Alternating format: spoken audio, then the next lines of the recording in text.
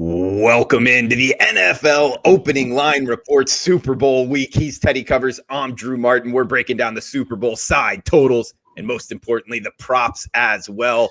Follow Teddy on Twitter at Teddy_Covers. Teddy, welcome in. Happy Monday morning to you. Well, happy Monday, Drew. How are you today?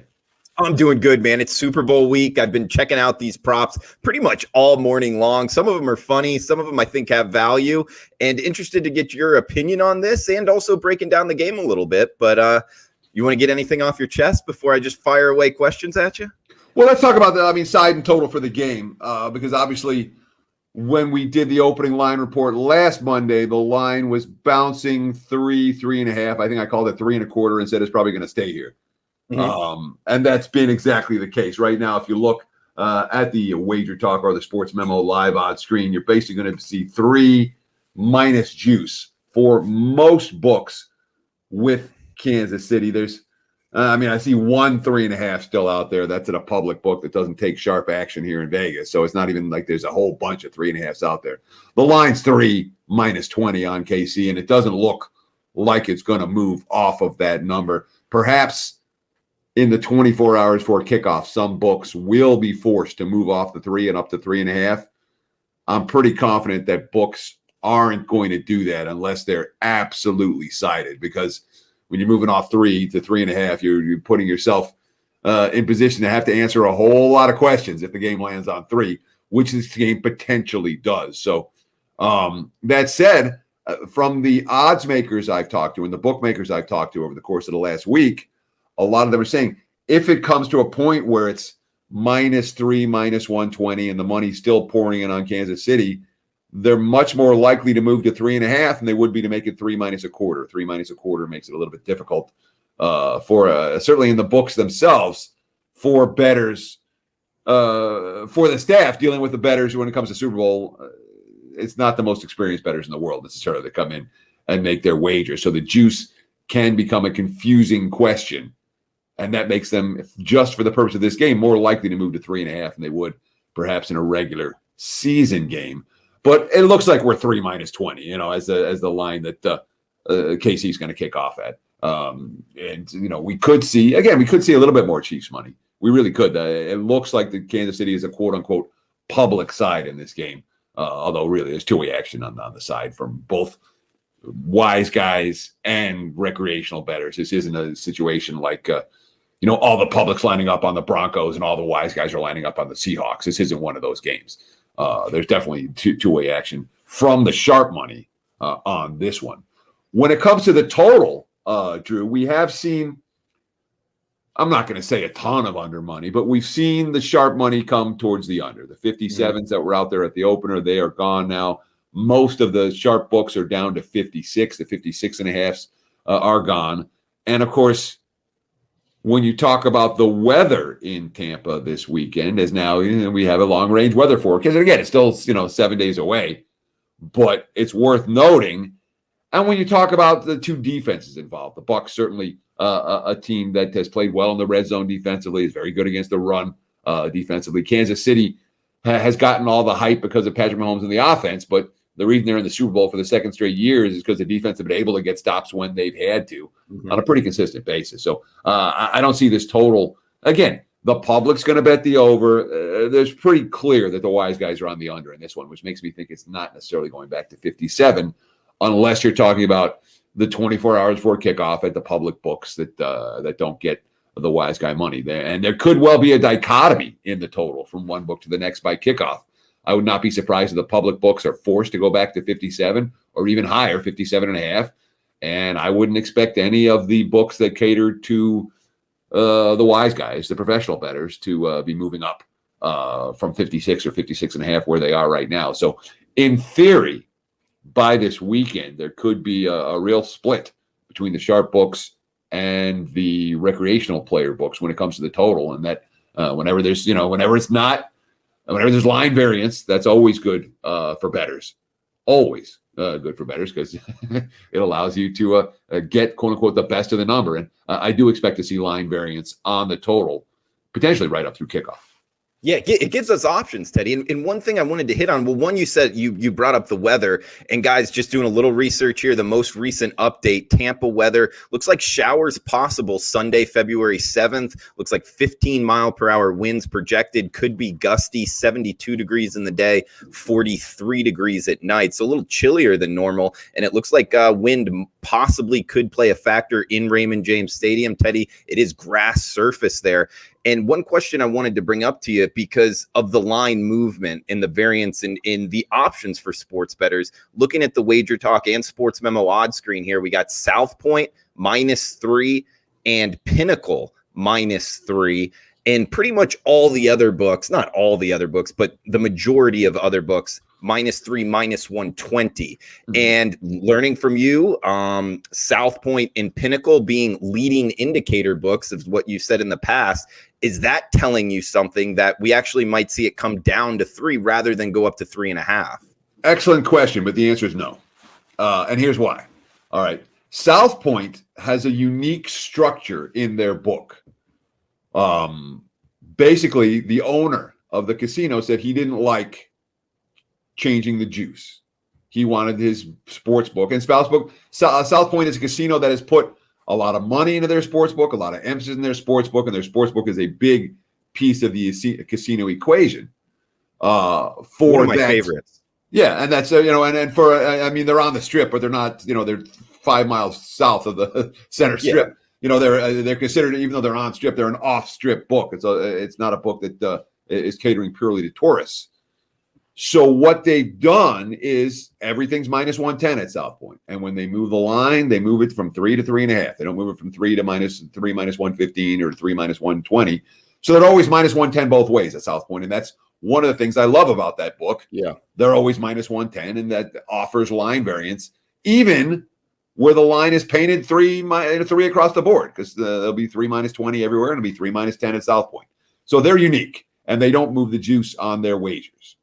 So they don't move the juice up, when make it 3 -15 or 3 -20. They're always going to be -110 both ways. So that's not a leading indicator. That's just the way they price their book. You talked about the offshore world, and one of the prominent offshore, biggest offshore books that caters basically, not to say exclusively professional bettors, but they certainly very comfortable taking big bets from pro bettors. Even that, it's a reduced juice shop at Penny. So -3, -110 there means it's -106 on the other side. So they too have some juice extra juice you have to lay on the Kansas City side. It's just their version of reduced juice, making it -110. Good point there in terms of Pinnacle being reduced juice.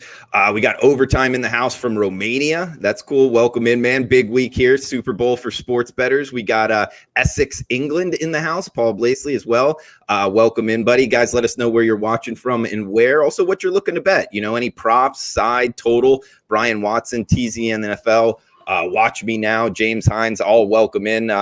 And each and every Monday, 10 a.m. And actually, guys, we're going to be going 10 a.m. Pacific each and every Monday going forward. So we get a little bit back to normal here next week after the Super Bowl with Teddy Covers and Drew Martin at Drew Martin Bets on Twitter, at Teddy_Covers on Twitter as well. Teddy, I wanted to fire off some props, kind of just see your initial reaction here. But side total, did you kind of say anything else just about the matchup on the field here? Well, just last thing. I mean, so first of all, this coming Sunday is absolutely Christmas for sports bettors. All right. It's the best day of the year for most sports bettors. It really is. What we see happen year in, year out, all right, is that people bet too much on the Super Bowl. They just bet too much. And good day, bad day, it doesn't matter. You don't want to be risking a season's long worth of profits on one game, regardless of whether it's Christmas for sports bettors or not. You may have a strong opinion on Kansas City or on Tampa Bay or on the over or on the under. But make no mistake about it, from a side and total perspective, the lines are right. All right, there's no bad lines here. If the game ends up being very different from what the point spread would have predicted, that doesn't make the point spread a weak point spread or a bad line. So all I'm going to say is this is a week that bettors need to be aware.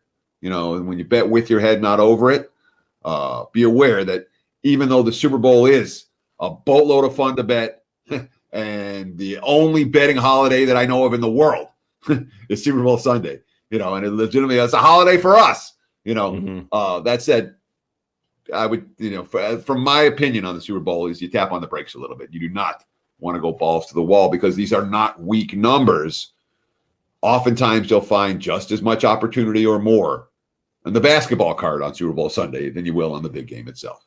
Sure. And a lot of times you can get the cross sport props and not only on the offshores, guys, that's available in the Las Vegas books as well, because it's attributed to a box score. And we'll hit both of these. I guess I do have a couple to the box score. I need to do a little bit more research, Teddy, personally, on just how teams have performed in the recent past. That's what I like to do, who they're throwing to, how they're doing right out the gate. I had some success last year doing that. And also there's some props out there not attributed to a box score. So unfortunately not here in Vegas, but there is a big market out there, and some of them are kind of fun. So we'll get Teddy's opinion on that. We got distance of first reception, Teddy. This is something I think is kind of repeatable. A quarterback is used to going somewhere early in the game, scheduled out plays. One that I like, Teddy, want to get your opinion here. Travis Kelce, the tight end for Kansas City, distance of his first reception.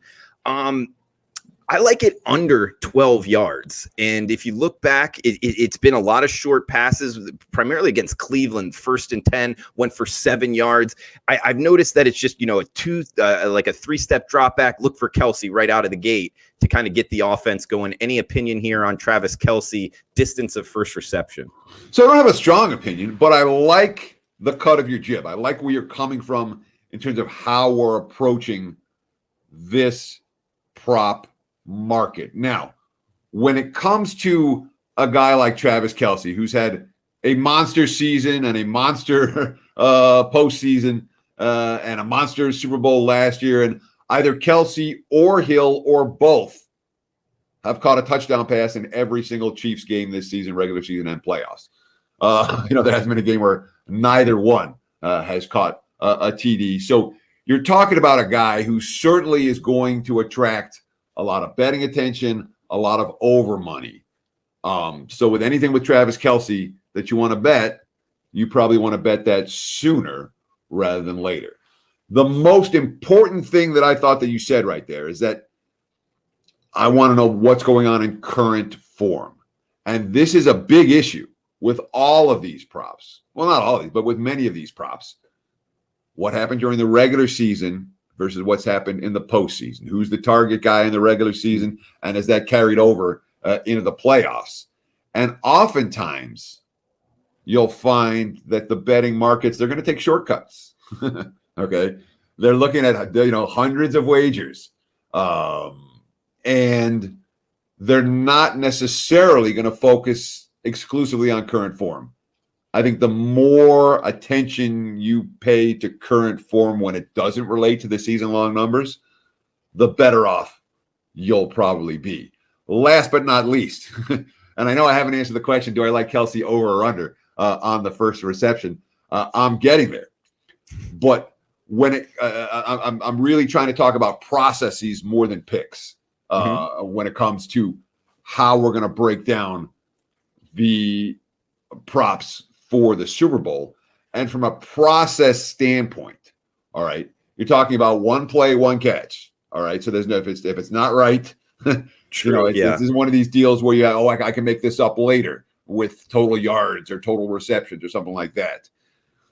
That does increase the randomness when you're talking about first, first catch, first throw, first, any of this stuff. The first doesn't allow any makeup if it doesn't happen the way that you thought.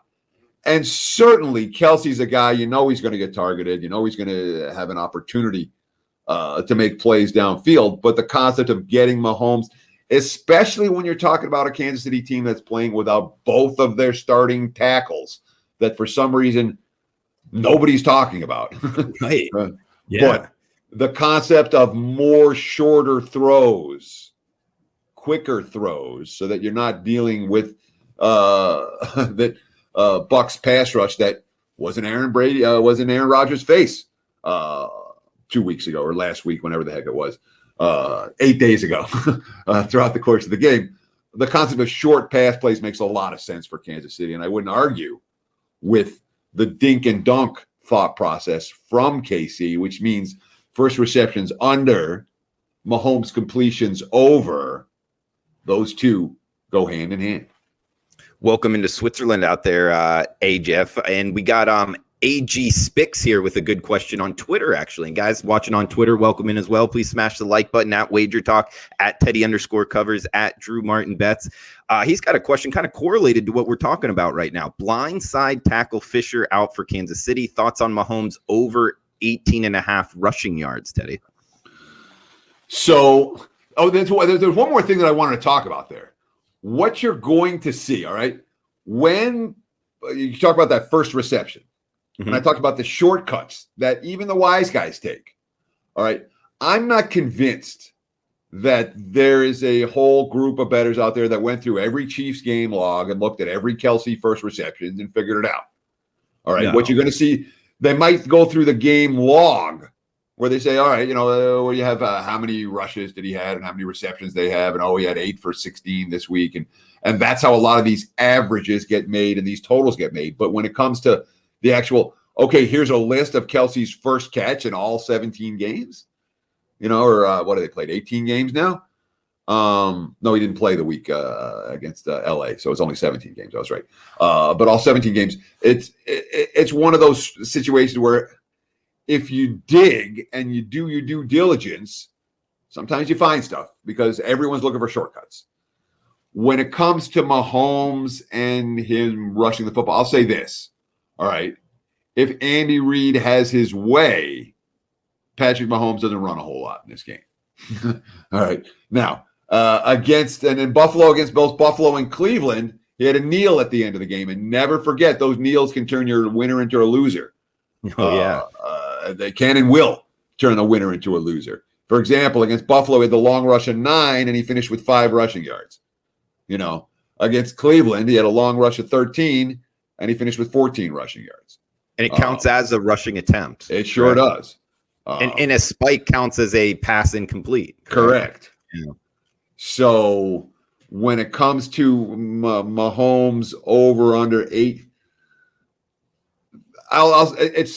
it's one of those bets that, again, you can lose it in one shot, whichever on the under, I should say, with one scramble, obviously. But I would think that the Chiefs' game plan, if I'm Andy Reid, my game plan is get the ball out of Patrick Mahomes' hands as quickly as I can. I don't want my QB taking hits. So I'm not in love with playing that over 18.5 rushing yards. It's not anything I'm playing under, but it's not an over that I'm targeting. Teddy, next one up here. This from YouTube, from Chris Brady. Will there be a successful 2-point conversion? Yes, plus 210. Not a bad prop, according to Chris here. Any opinion here? 2-point conversion. So I love the questions, guys. Thank you so much. Send them in. Again, you can send them in on Twitter. You can send them in on YouTube. You can send them in. How else are we getting questions right now, Drew? I guess Twitter right now that's it. We can't open up the emails at Drew Martin Bets, I guess. No. You don't have to go at your, but that's fine. Yeah, but I'm happy to answer whatever questions you. It's a great day for that with specific props. With this prop and with many of the bigger plus price props, I just want to give a basic strategy question or issue here. In general, when it comes to props, there's no different from the parlays. All right. The recreational player is often trying to bet a little to win a lot. I'm not saying it's a get rich quick scheme, but the goal is reduce your risk and look for some long shot payouts that are positive. When it comes to Super Bowl, a lot of the pros, they're laying the no safety minus 800, no OT minus 9. They're laying the price. They're willing to bet a lot to win a little because the odds are in their favor. So when you talk about these plus 210s, and anytime and again, the recreational bettor, their eyes gravitate towards the plus prices. Super Bowl week, my eyes tend to gravitate towards the minus prices. That's not one that stands out to me as a positive expectation bet, even getting better than 2-1. So I appreciate I love the questions. Keep them coming. And I'm not trying to criticize anybody for how you want to bet. Anything you want to bet in this game, you want to make a $20 bet or $50, as long as you're not taking your whole bankroll and shoving it in on some of this stupid stuff. Have fun, Super Bowl. It's our holiday. But when you're talking about positive expectation wagers, all right, actually trying to make a profit from this game, the big long shots, the plus 200s, the plus 500s, the plus 800s, I just don't bet a whole lot of them. I really don't. Teddy, and actually something similar to that, David throwing in a good point. If betting 2-point conversion, might as well take a missed extra point prop. I guess it's not the same bet, but it definitely would be correlated. There's a modest correlation. Of course, if you kick 2 field goals instead of scoring a touchdown, now you're at That's 6 true. instead of 7, and then you're dealing with 2-point conversions anyway. So there's some correlation between a missed extra point and a made 2-point conversion. Of course, there's a big difference between a 2-point attempt and a 2-point conversion as well. And you can find all kinds of in terms of the books put a lot of props up on this stuff because it's something they can offer some plus prices on people. And people, will either team make a 2-point conversion? Will KC or Tampa Bay specifically make a 2-point conversion? Will both teams make a 2-point conversion? The different options out there for bettors in some ways is a little bit I would rather say will either team make a 2-point conversion than try to specifically pick which team it's going to be. Even though, again, you'll have to lay a price to do that as opposed to getting a plus price back. So it's priced in appropriately. But if you're trying to pick which team is going to have the 2-point conversion, that to me is a little bit more difficult to do. Okay. And guys, feel free to throw out in the chat box any questions you have for prop bets. All things are kind of welcome here on the NFL opening line report in the chat box, also on Twitter, guys. I'm going to fire off a couple questions that I had for you, Teddy, and some of them aren't attributed to a box score. So we're going to have to go offshore on some of these. And guys, trying to put together a podcast later in the week with Dave Mason, one of the guys from an offshore sportsbook. So keep you updated on that to kind of get how he's going to grade this and where he was thinking in terms of putting up some of these numbers. So we'll see what happens with that. But Teddy, want to get your opinion on some of these. Will the spread or total be referenced? Yes, plus 425. I already bet it. No, minus 800. I think it will be. But who are the announcers? Tony Romo and Jim Nance, I believe. I could be off on that. And what's that number? Plus 425 on yes. Yeah, I'm going to take the no on that. Nance and Romo are not. I mean, Nance in particular is not someone. He's not an Al Michaels who references point spreads. Nance. And who decides what referencing means? That's another. That's a big issue as well, is how that prop gets graded, especially at plus 4.25. But Nance is not a guy that routinely brings up gambling issues. He really isn't. So I'd be less inclined to bet the yes based on Nance and Romo. Okay, got a couple other ones here that at least brought a smile to my face. Want to see what you're thinking here. Total times chains are brought out for measurement. Over under 1.5. Over at plus 170. I have no idea how to bet that prop. Yeah, neither. I don't know. I mean, how many times the chains come out? I don't know. How many times it's going to be close to a first down? The over is plus 175. Yeah, that was surprising to me. Yeah. And how many times are the chains brought? See, the thing that I don't have is a stat is how many times the chains are brought out on an average NFL game. And the one thing we've seen, it really feels like we've seen they're given first down sometimes more a little easier without bringing the chains out there. Yeah. That fake yellow line that we see on TV, I think has had an impact on how it's spotted and how the first downs are graded. The answer to that prop is an interesting prop. The answer is I don't know. And I don't know where you're going to find stats on that. So, and again, when these props that you don't know and they're offering plus 175 on the one side, the knee-jerk, take the plus price, I would think that the plus price is being offered there for a reason. And again, I would, with so many of these props, I'd rather lay 2-1 than take plus 170. And this might be one of those. Teddy, next one up here. Player to pour liquid on coach. Defensive minus 150, offensive plus 150, both plus 200. I like defensive minus 150 here, Teddy, and I'll tell you why. A lot of times it's when they're kneeling down at the end and they have the ball. I think the minus 150 price tag's worth it. I like defensive player to pour the liquid on the head coach. What do you think? The problem is a three-way bet, because if one offensive player joins in, then it's a problem. Yeah. But I certainly agree 100% with your thought process here. If Brady's kneeling, it's the defensive linemen who are the big guys who pick up the Gatorade and dump it. So that is chalk. That makes sense to me. Okay.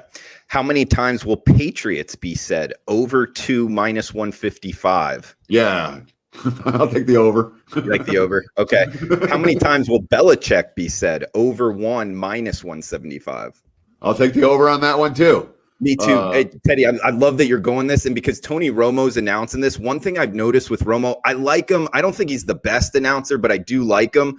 He repeats himself a lot. That's why I like the over on some of these kind of words, how many times they say it. So one of the things that happens when you're on a big TV broadcast and you have hours to fill, you end up saying some stuff twice. Or 3 times or 4 times. And you're like, and it might not matter for like a radio show or something where the same people listening to the first hour aren't listening in the third hour. But on a Super Bowl where we're watching the whole game, right? It does stand out. Yeah, I'm with you on Romo, on those. I mean, look, Patriots and Belichick, you can't take unders with those because and especially he said under 1. On Belichick? Yeah, Belichick is just 1 even. So if he says it once, that doesn't even make any sense because it's going to be. I mean, Belichick has to get mentioned once, So I can't see it going under.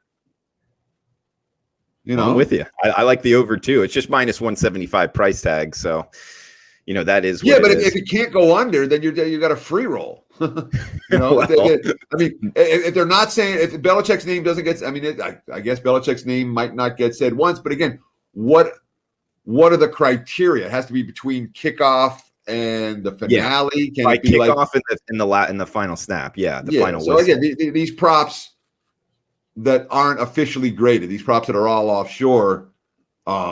If you bet them, recognize that they're recreational props, and you can't bet big money on these because the grading issues you have there. If there's a grading issue, you have no recourse. So you can't say I'm going to bet 5 dimes on this, because there's no official grading. It's how the book grades it.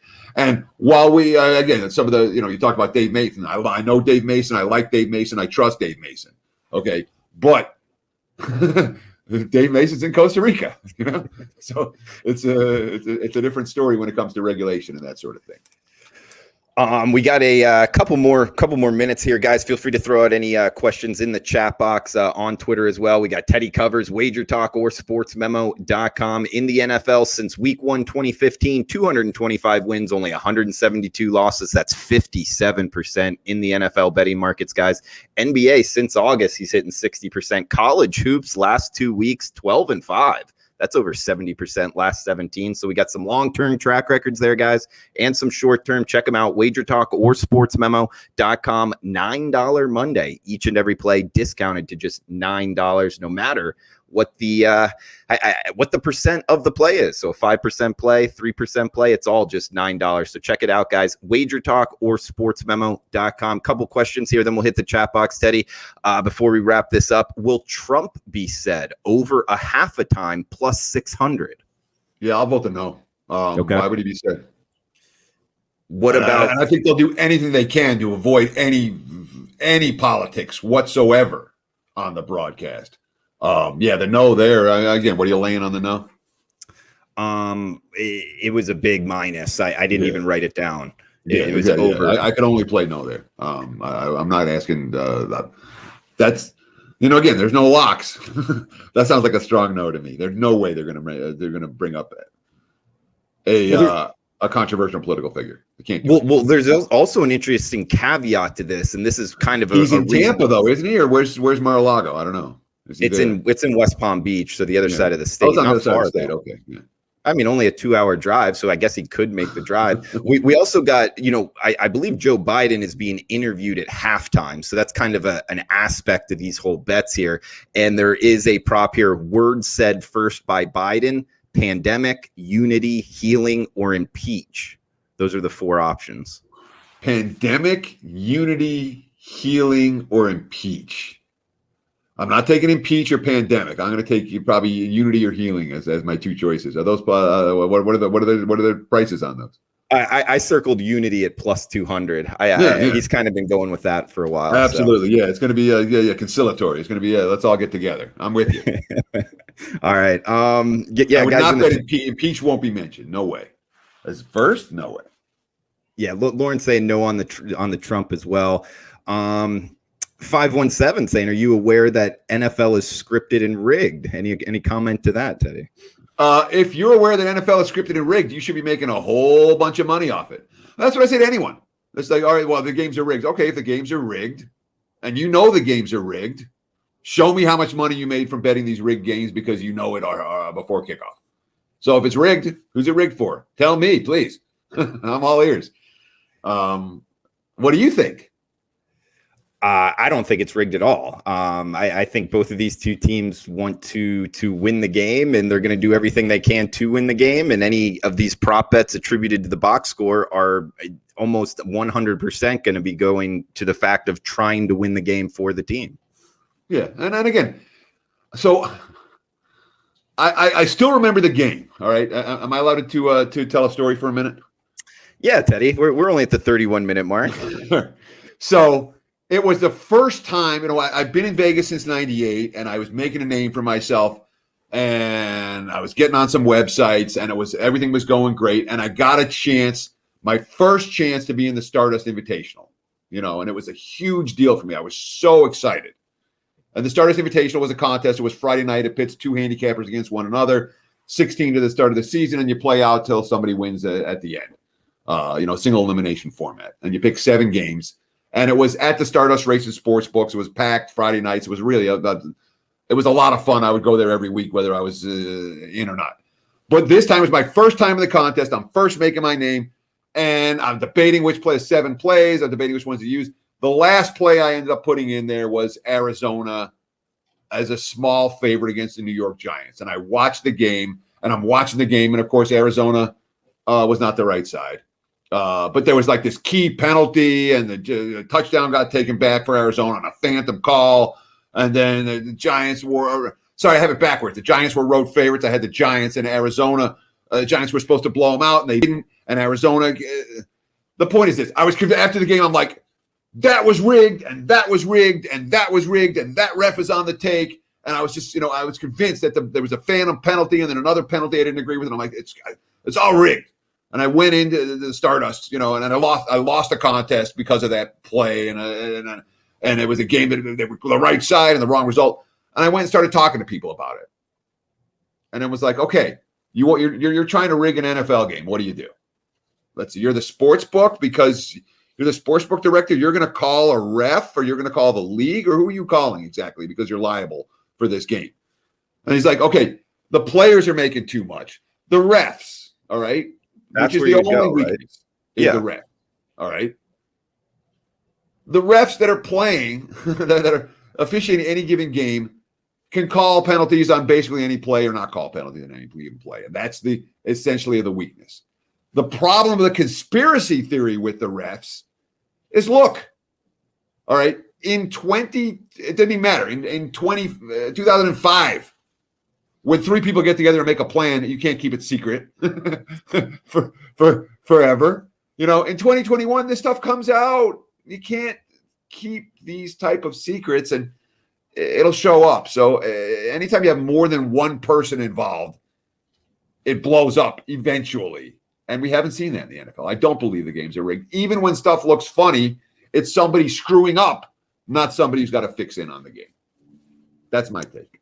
Yeah, I'm with you, especially in a situation like this. There's too many eyeballs. There's too much money. The players, I don't think, are susceptible really in the NFL almost, across the board. The refs are where you would go, Teddy, in that instance. But they're not going to have the Super Bowl refs be capable of doing something like that to getting. How are you even going to get them the money without people knowing? You know what I mean? Well, that's it. Yeah. Where's the correlation? Because people a lot of times are going to confuse incompetence with, or stupidity or bad calls with intention. All right. Yeah, there's bad calls all the time. There's incompetent refs all the time. There's stupid stuff that happens fairly regularly, but that doesn't mean it was preconceived and designed to beat you out of your bet. I'm in agreement, Teddy. We got Chris here with the question in the chat box. Will there be a roughing the passer penalty called? Yes, plus 145. So as a gut reaction, I'm going to say yes, because these are two quarterbacks that are going to get protected. That said, I would want to go back and look and see how often they've taken roughing the passer penalties. And the other issue is that both QBs, I'm anticipating a short pass game plan, not a deep ball game plan. We are talking about two teams with good pass rushes. So that makes it, I guess, a little bit less likely. But it sure makes sense. And again, I don't know how many. I'd want to go through and I don't know where you find that. Where do you find how many roughing the passer penalties these guys have A, committed, and B, taken? You can get on the play-by-play. Yeah, but at least the penalties taken, which roughing the passer would be more so than not. Sure. But that's again, that's a fair bit of legwork. My lean would be in agreement with you, but I don't know that I'm going to do the legwork to figure that out. Yeah, that's true too. I mean, there's so much kind of behind the scenes work on some of these props, guys. I think you actually can get an advantage. It's one of the better times to bet as a sports bettor, I think, is Super Bowl props, just because so much work goes behind it. But the thing is, you got to have the time to put in the work, and a lot of people out there working 9-to-5 jobs, kids and family at home. That's a lot to do, Teddy. So I'm going to, again, I was involved with the bettors from the Tuesday group here in Vegas for many, many years. And unfortunately, that group doesn't exist in the same way anymore. But one of the guys in that group, his name was, I'm just going to call him Frank B. All right.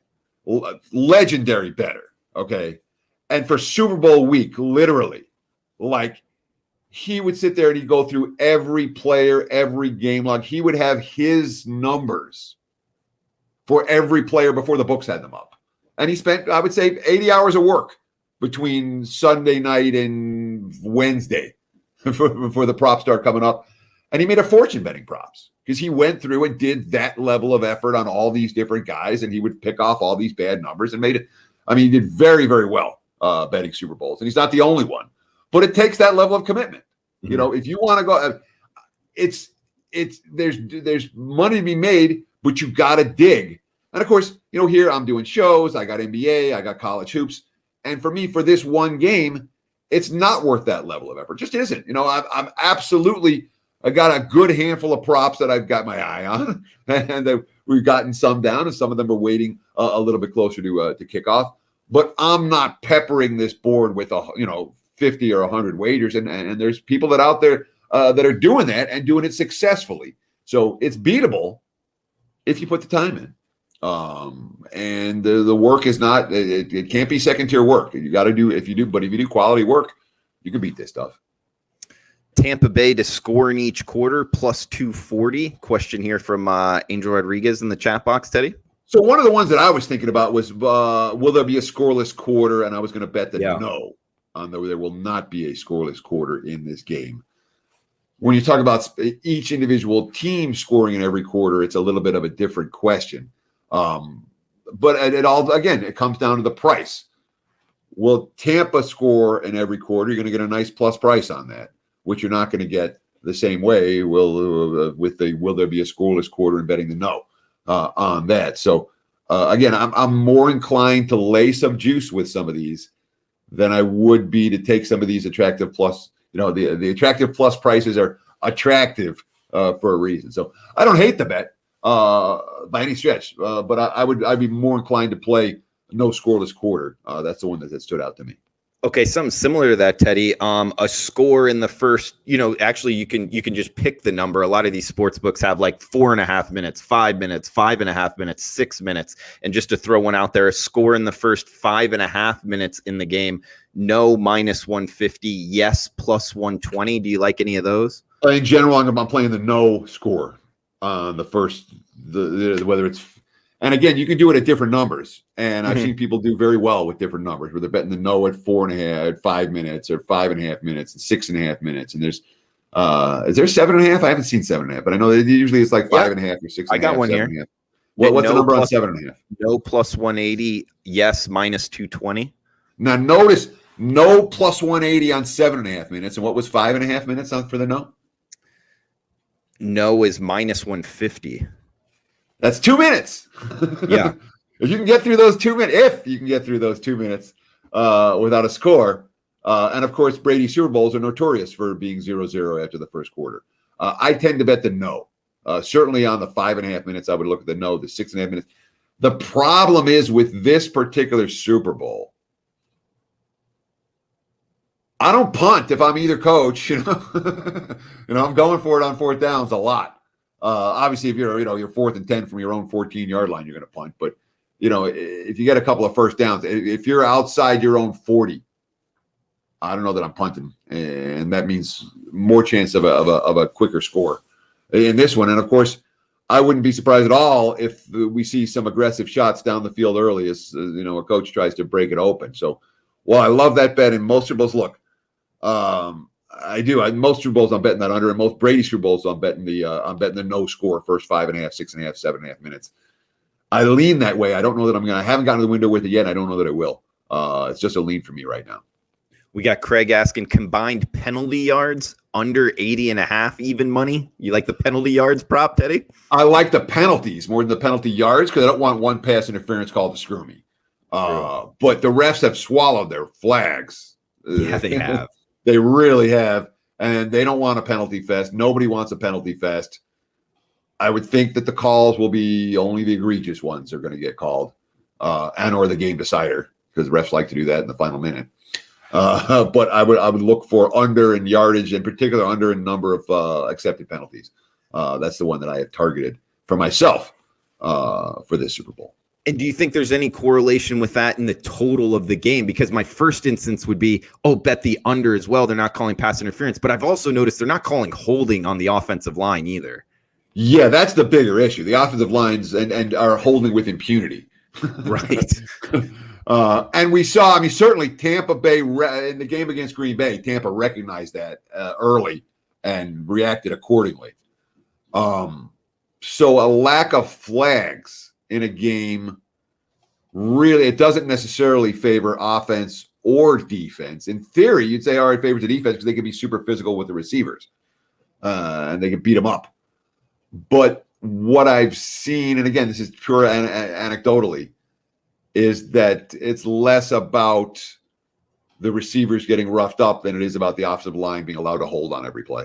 That makes the offense work a whole lot better. For what it's worth.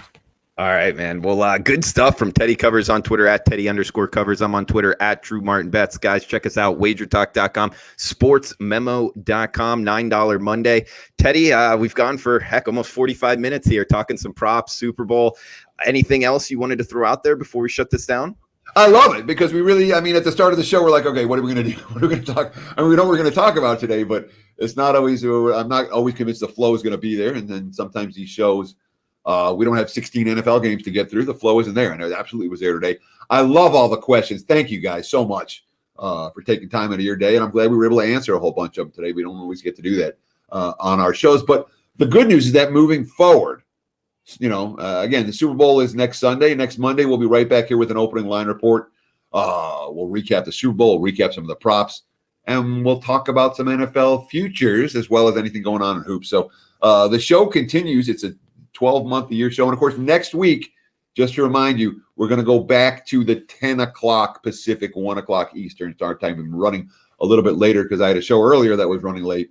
That's no longer the case. So we'll start again right at 1 o'clock on the East Coast and 10 o'clock here on the left coast. We'll do opening line report all throughout the spring and summer months as we gear up for another football season next fall.